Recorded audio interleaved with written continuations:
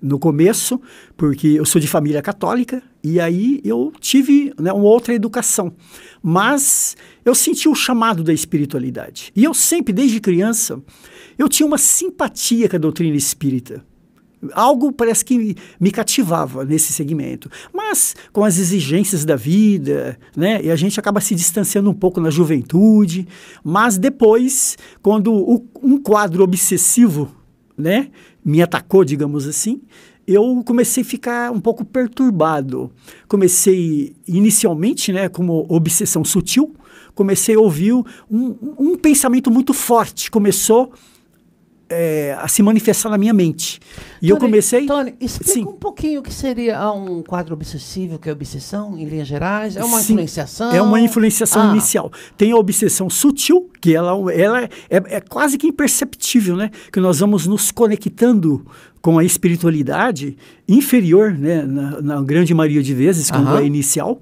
E aí nós vamos dando atenção para pensamentos deprimentes, pensamentos que realmente nos trazem angústias, e nós vamos dando vazão a tudo isso, né, inicialmente. Esse é o processo obsessivo. O processo obsessivo inicial, é a obsessão sutil. Perfeito. E aí ela pode, né, adentrar para uma subjugação, possessão, vai depender do caso.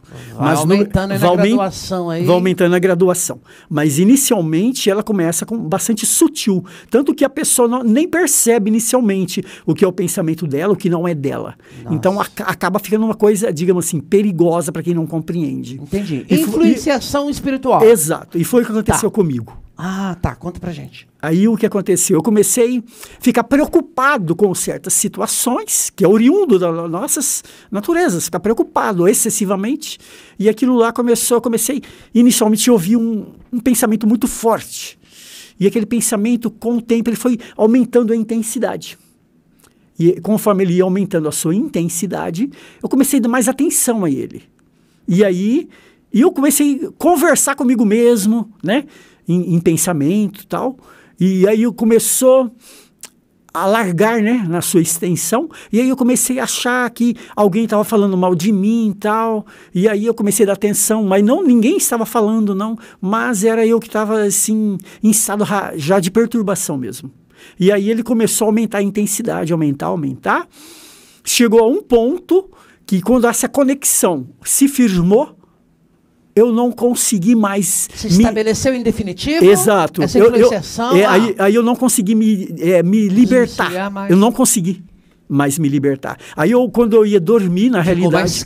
Ficou mais grave, mais sério. Tá bom. Eu não conseguia parar de ouvir aquelas vozes mais. Até então você não estava ainda no movimento espírita? Não estava. Não estava no movimento espírita. Desculpa estar assim, não cortando, porque eu vou me empolgando cada vez mais. Não, não, claro. Exato. Pois não. Aí quando eu ia dormir, na realidade, eu colocava até uns travesseiros assim no ouvido, para não parar de ouvir aquilo. Mas eu não conseguia mais, porque... o travesseiro é uma coisa material, né? Eu estava com a voz da alma, não era a voz do corpo, né? Era na mente. Então, eu não conseguia mais uma libertação. Aí chegou a um ponto que eu estava totalmente dominado por essa... Chegou em estado de subjugação já. Gente. E aí eu já comecei... Eu não conseguia dormir, eu não conseguia comer, eu emagrecia, eu estava andando pela rua a pé, sozinho, não penteava cabelo, não tomava banho. Comecei a andar pela cidade de Araçatuba, fiquei 3 dias já para lá, para cá. Realmente, aí a minha irmã, que já estava no movimento espírita, era uma médium excepcional, já trabalhava, inclusive na casa que eu trabalho hoje, que mesmo antes dela ser fundada, ela já existia num outro local, que não estava, né, todo organizado, mas já tinha um trabalho lá. E aí realmente foi lá que eu consegui me libertar, com o trabalho de desobsessão. Que hiper interessante. O pessoal que se interessar maiores esclarecimentos, se aprofundar nos estudos, existe aí na literatura espírita, no livro dos médiuns que fala sobre os tipos. Os livros dos médiuns, sim, ele explica os tipos de mediunidade, tudo isso, mas é importantíssimo a pessoa ler as 5 obras básicas, né? Que é o livro dos espíritos, o livro dos médiuns, Céu e Inferno, Evangelho e Obras Póstumas. Essas são as 5 obras básicas. Mas o livro dos espíritos e o livro dos médiuns são importantíssimos, porque ele vai abordar este tema com mais profundidade. Bacana. Com mais profundidade. Bacana. Então a gente estava falando agora há pouco que essa situação que você experimentou, digamos, essa perturbação, né?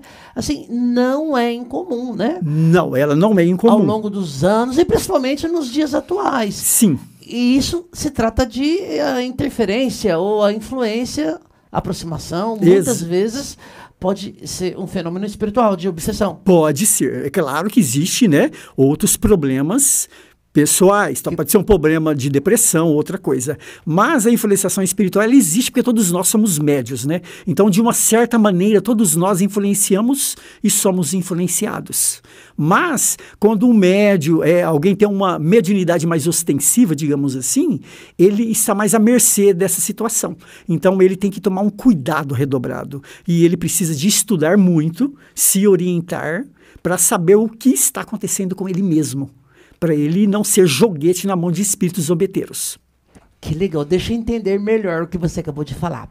Você está falando que a pessoa que tem uma sensibilidade mediúnica mais apurada, mesmo sem saber, Exato. E mediunidade não é patrimônio de espiritismo, mediunidade, né, é inerente ao ser humano, vem de todos os tempos, enfim, quem tem uma sensibilidade maior está mais suscetível, mais sujeito a esses processos aí que você explicou pra gente. Sim, sim. Por quê? Porque ela tem... nós reencarnamos, né? Talvez sua missão para trabalhar, né, na área mediúnica. Então, a pessoa que já reencarnou com este segmento, ele vai ficar... ele vai passar por um período que ele vai ter que se adaptar. É necessário ele estudar, ele se aprimorar e ter uma vigilância, né, espiritual bastante intensa para que ele consiga se desvencilhar dessa situação e ele consiga seguir a trajetória mediúnica que ele veio aqui, que ele elaborou para a reencarnação dele na Terra, né?